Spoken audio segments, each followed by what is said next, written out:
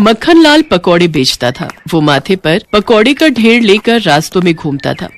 पकौड़े ले लो, गर्मा गर्म पकौड़े। भाई साहब, किस चीज के पकौड़े हैं? आलू के, मिर्ची के और मिक्स्ड सब्जियों के हैं बहन जी। ठीक है, सभी एक एक करके दे देना। मक्खन लाल की अच्छी कमाई होती थी। वो पूरा दिन पकौड़े बेचने के बाद घर जाता था और अपनी बीवी और बेटी के साथ बातें करता था। बड़ी खुशहाल जिंदगी थी मक्खन लाल की। लेकिन वो कहते हैं ना, सबको जिंदगी में ज्यादा दिन खुशी नसीब नहीं होती। एक दिन रास्ते में एक एक्सीडेंट हो गया और उसमें मक्खन लाल के दोनों पैर टूट गए। मेरे पैर, मेरे पैर। मक्खन लाल का सारा पकौड़ा रास्ते में गिर गया। उसे अस्पताल में भर्ती किया गया। उसकी बीवी सुमित्रा और उसकी बेटी पूजा अस्पताल आकर रोने लगे। हे भगवान, ये क्या हो गया आपको? अब क्या होगा? पापा, आप ठीक तो हो जाओगे ना? लेकिन मक्खन लाल ठीक नहीं हुआ। ऑपरेशन में उसके दोनों पैरों को काटना पड़ा। मक्खन लाल के घर पर शोक का माहौल छा गया और तभी पता चला कि सुमित्रा पिछले 1 महीने से गर्भवती है। चलो, कुछ तो अच्छा हुआ। इन बुरे दिनों में एक अच्छी खबर मिल गई। हाँ, लेकिन ये तो और भी चिंता की बात है। आप अभी पकौड़े नहीं बेच सकते। हमारे खुद के खाने का ठिकाना नहीं है, इसे क्या खिलाएंगे? सुमित्रा, तुम चिंता मत करो, भगवान है ना, वो सब ठीक कर देंगे। उन पर भरोसा रखो। मक्खन लाल ने एक प्लान बनाया। कुछ ही दिनों में सर्दी आने वाली थी। सर्दियों में गर्मा गर्म पकौड़े लोग पसंद करते हैं और नदी किनारे बहुत लोग घूमने और पिकनिक के लिए भी आते हैं। क्यों ना मैं नदी किनारे पकौड़े की दुकान खोल लूं। मक्खन लाल ने वही किया। पहले दिन सुमित्रा ने उसे व्हीलचेयर पर बैठाकर नदी किनारे दुकान पर बिठा दिया और मक्खन लाल पकौड़े तलने लगा। लेकिन वहाँ पहले से एक पकौड़े वाला था। उसका नाम परेश था। मक्खन लाल को देखकर परेश गुस्सा हो गया। अरे, ये मुसीबत कहाँ से आ गया? यहाँ मैं कब से पकौड़े बेच रहा हूँ। इसकी वजह से मेरा सारा धंधा चौपट हो जाएगा। पहले ही दिन में मदन लाल को अच्छा मुनाफा हुआ और परेश की कमाई दूसरे दिनों के मुकाबले आधी हो गई। इस मक्खन लाल का तो कुछ करना पड़ेगा। इसे यहाँ से हटाना ही पड़ेगा।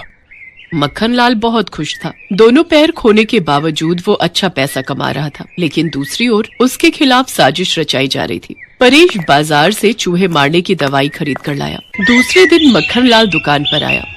आप दुकान संभालो, मैं घर जाती हूँ, बहुत काम है।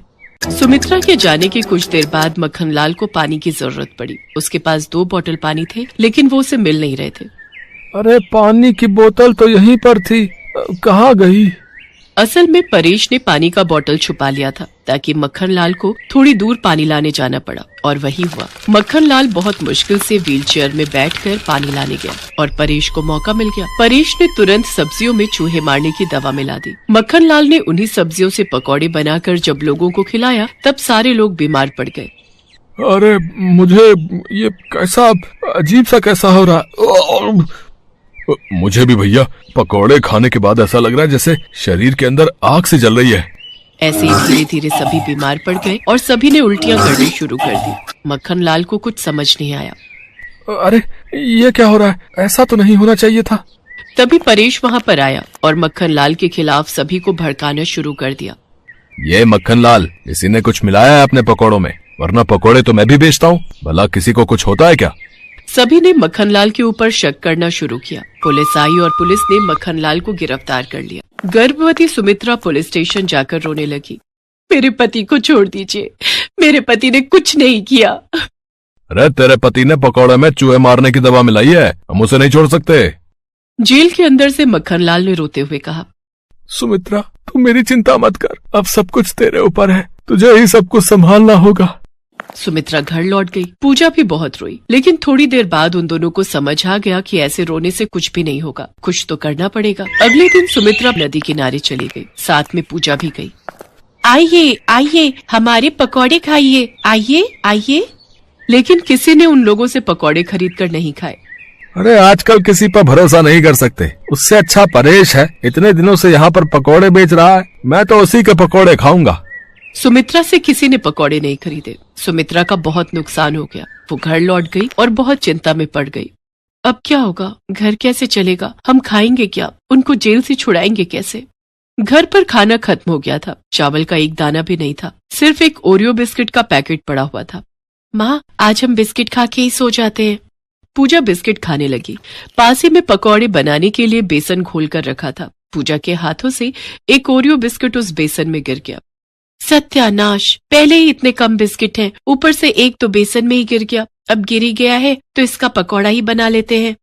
ये बोलकर पूजा ने उस बिस्किट को उठाकर गरम तेल में तलने के लिए डाल दिया और ओरियो का पकौड़ा बनकर तैयार हो गया। पूजा ने जब उसे चखा तब उसके होश उड़ गए। अरे ये तो बहुत स्वादिष्ट है, मीठा मीठा पकौड़ा। पूजा ने सुमित्रा को भी खिलाया। सुमित्रा को भी वो पकौड़ा बहुत अच्छा लगा। अरे वाह, ये तो कुछ नया है, इसे हम बेच सकते हैं। अगले दिन ओरियो पकौड़ा बेचने के लिए निकल गए। यहाँ आइए, ओरियो पकौड़ा खाइए, नया पकौड़ा, ओरियो पकौड़ा। ओरियो पकौड़े के बारे में किसी ने नहीं सुना था, इसलिए उत्सुक होकर सभी ने लाइन लगा दिया। सुमित्रा सबको एक एक करके ओरियो पकौड़ा खिलाने लगी। ये ओरियो पकोड़ा तो बहुत अच्छा है भैया। क्या बात है, ओरियो पकोड़ा। हाँ वाह वाह। हाँ, कुछ नया है। वही आलू के पकोड़े खा खा के तो मैं बोर हो गया था। अब मैं खाऊंगा ओरियो पकोड़ा। हाँ, ओरियो पकोड़ा। अगले दिन सुमित्रा ने और ज्यादा ओरियो पकौड़ा बनाया और सारे पकौड़े तेजी से बिक गए। ऐसे ही कुछ दिन बीत गए और सुमित्रा के पास बहुत सारे पैसे आ गए। पैसे लेकर सुमित्रा पुलिस स्टेशन गई। साहब, मेरे पति को छोड़ दीजिए, बदले में ये पैसे रख लीजिए। रे, पैसों से काम नहीं चलेगा। तेरे पति ने क्राइम किया है। नहीं, मेरे पिताजी ने कुछ नहीं किया है, उन्हें फंसाया गया है। तो फिर सबूत ले आओ और छुड़ा लो अपने बाप को। वो दोनों निराश होकर लौट आए और कुछ दिन बीते। चारों तरफ ओरियो पकौड़े का नाम छा गया। दूर दूर से लोग ओरियो पकौड़ा खाने के लिए आने लगे। यूट्यूब के फूड ब्लॉगर भी आने लगे। ऐसे ही ओरियो पकौड़ा बहुत फेमस हो गया। पूजा ने एक नया फोन खरीद लिया। मुझे कब से एक फोन चाहिए था, आज मेरा सपना पूरा हो गया। एक दिन सुमित्रा निकलने के लिए तैयार हो ही रही थी कि इतने में उसका पेट दर्द करने लगा। उसने पूजा से कहा, आज मैं नहीं जा पाऊंगी, तू जाके बेच कर आ ओरियो पकौड़ा। पूजा पकौड़े बेचने निकल गई। सारे पकौड़े खत्म करके वो घर लौट ही रही थी कि तभी उसने देखा कि परेश किसी के साथ बात कर रहा है। पूजा ने उन लोगों की बातें सुनने की कोशिश की और अपने मोबाइल फोन में सब कुछ रिकॉर्ड करने लगी। अरे यार, उस मक्खन लाल को तो मैंने हटा दिया, लेकिन अब उसकी बीवी और बेटी आकर मेरा धंधा चौपट कर रही है। मक्खन लाल के पकौड़े में मैंने चूहे मारने की दवा मिलाई थी। अब इन लोगों के ओरियो पकौड़े में मैं और ज्यादा जहरीली दवा मिलाऊंगा। तू बस मुझे वो दवा लाकर दे दे। ये बोलकर परेश ने उस आदमी को पैसा दिया। पूजा को सब कुछ समझ में आ गया। अच्छा, तो ये बात है। पूजा और सुमित्रा उसी दिन पुलिस स्टेशन गए और पुलिस को वो वीडियो क्लिप दिखाया। अच्छा, तो सब कुछ परेश का किया तरह है। पुलिस ने मक्खन लाल को छोड़ दिया और परेश को अरेस्ट कर लिया। परेश को उम्र कैद की सजा हो गई और इधर मक्खन लाल आजाद होकर अपनी बीवी और बेटी के साथ ओरियो पकौड़ा बेचने लगा। कुछ दिनों बाद सुमित्रा को एक बेटा हुआ और वो लोग मजे से ओरियो पकौड़े बेचते हुए जिंदगी बिताने लगे।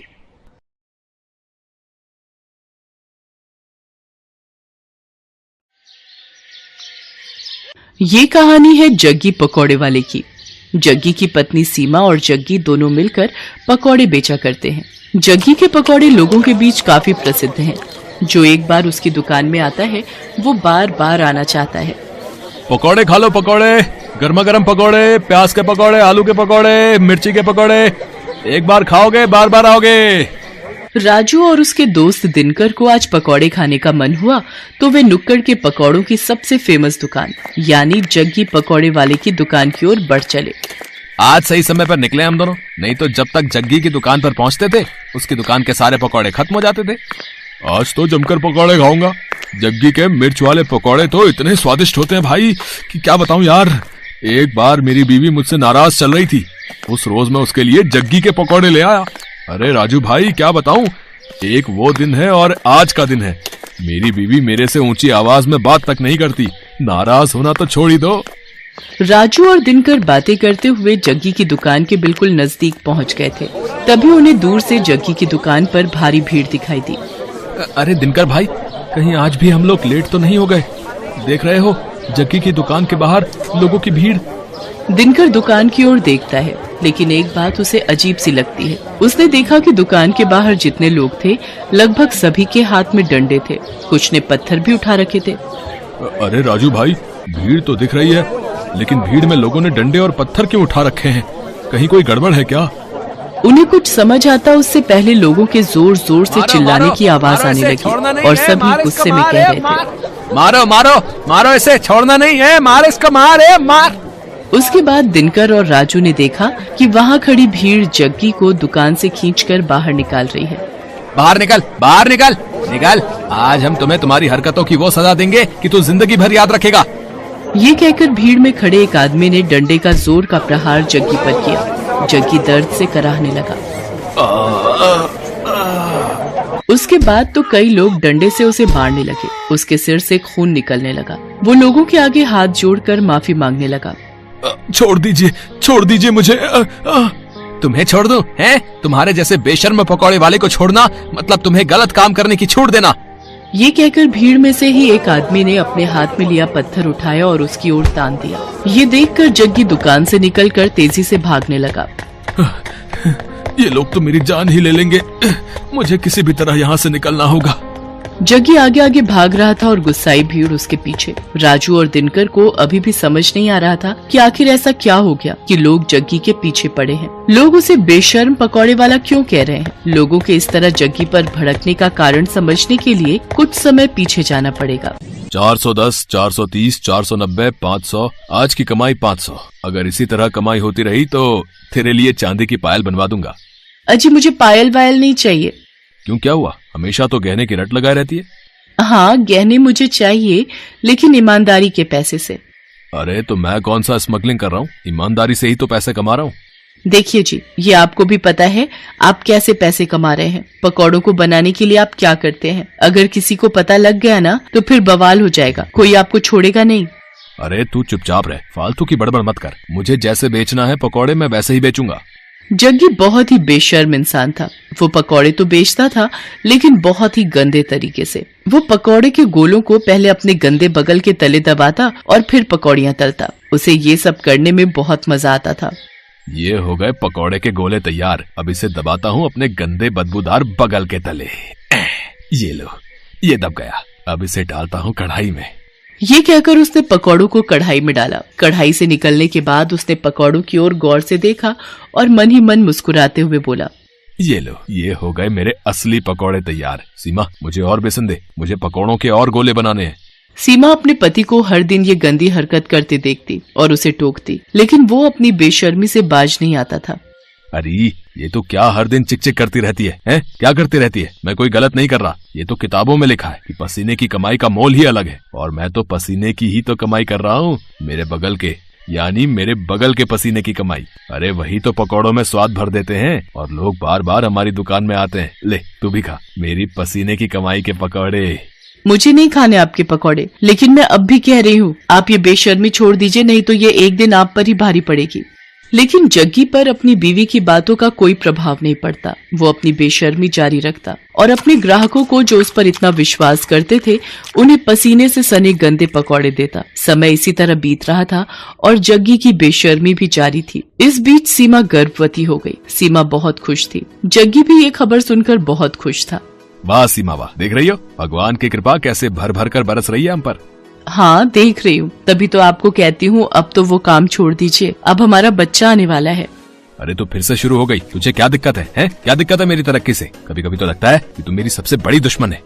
एक बार फिर से जग्गी ने अपनी पत्नी सीमा को चुप करा दिया और अपनी बेशर्मी में लगा रहा। लेकिन वो कहते हैं ना कि गलत काम कितनी भी चतुराई से आप करें, एक न एक दिन आपका भेद खुल जाता है और फिर उसके बाद आपको उन सारे पुराने गुनाहों का भी हिसाब देना होता है जो आपने किया होता है। एक दिन की बात है, जग्गी पकौड़े बनाने के लिए पकौड़ों के गोलों को अपने बगल के नीचे दबा रहा था और धीरे धीरे कढ़ाई में डाल रहा था। तभी दूर खड़े एक आदमी की नजर उसकी इस हरकत पर गई।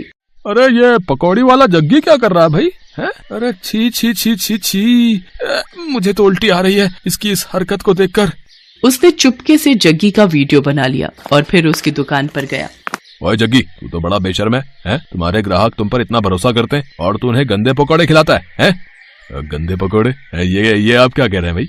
ज्यादा भोले मत बन और सच सच बता, तू पकौड़ों को तलने से पहले उसे अपने बगल के नीचे दबाता है ना? छी छी छी छी, ये आप क्या कह रहे हैं साहब? भला ऐसा कौन करता है? मैं तो पूरी सफाई से अपना काम करता हूँ। क्यों सीमा, बताना साहब को। सीमा ने जग्गी की बात का कोई जवाब नहीं दिया, बस अपना सिर नीचे झुका लिया। वो ग्राहक समझ गया कि जग्गी इस तरह उसकी बातों को नहीं मानेगा। उसने जो वीडियो बनाया था वो वीडियो उसने लोगों को भेजना शुरू कर दिया। जिसने भी उस वीडियो को देखा उसे उबकाई आने लगी। छी छी छी, बाप रे, मैंने भी तो इसके यहाँ के पकोड़े खाए थे। वो ऐसे पकोड़े बनाता है, इस तरह से तो वो लोगों की सेहत से खिलवाड़ कर रहा है। वो वीडियो 1 से 10, 10 से 100 और 100 से फिर लाखों लोगों तक पहुंचकर वायरल हो गया। उस वीडियो को देखकर सभी को बहुत गुस्सा आया और गुस्से में वे सभी जग्गी की दुकान पर डंडे और ईंट पत्थर लेकर पहुंच गए। आज छोड़ना नहीं इसको, इसकी सारी बेशर्मी आज हम निकाल देंगे, मार देंगे इसे। हाँ, आखिरकार लोगों ने उसे पकड़ लिया। एक बार फिर से सभी उसकी पिटाई करने लगे। तभी उसकी पत्नी सीमा भागती हुई वहाँ आई और लोगों के आगे हाथ जोड़ते हुए उसने कहा, मैं जानती हूँ कि इनकी गलती माफ करने के लायक नहीं है। इन्होंने आप लोगों के विश्वास का खून किया है, आप लोगों की सेहत के साथ खिलवाड़ किया है, लेकिन आप लोग इन्हें मार देंगे तो मेरा बच्चा जो अभी मेरी कोख में है उसके सिर से पिता का साया उठ जाएगा। भगवान के लिए मेरे कोख के बच्चे पर रहम कीजिए और इन्हें छोड़ दीजिए। एक गर्भवती औरत की गिड़गिड़ाहट को सुनकर लोगों का दिल पसीज गया और उन्होंने इस वादे के साथ जग्गी की जान बख्शी कि भाई कान खोल के सुन लो, हम तुम्हें छोड़ तो रहे हैं, लेकिन अब कभी इस तरह और इस जगह पकौड़े ये नहीं बेचेगा। इसे ये जगह छोड़नी होगी। सीमा ने उनसे वादा किया। जग्गी को वो जगह छोड़नी पड़ी। जग्गी को बार बार उसकी गलतियों के लिए आगाह किया जा रहा था, लेकिन वो अपनी आदत से बाज नहीं आ रहा था और एक दिन उसी आदत के कारण न सिर्फ उसकी जान पर बनाई बल्कि उसे अपनी वो जगह भी छोड़नी पड़ी जहाँ उसकी दुकान बहुत चलती थी। आज जग्गी जहाँ भी अपनी दुकान लगाने की कोशिश करता है उसके पुराने कर्म उसकी राह में आ जाते हैं। अब उसे अपनी करनी पर बहुत दुख होता है, लेकिन वो कहते हैं ना कि अब पछताए होत क्या जब चिड़िया चुग गई खेत।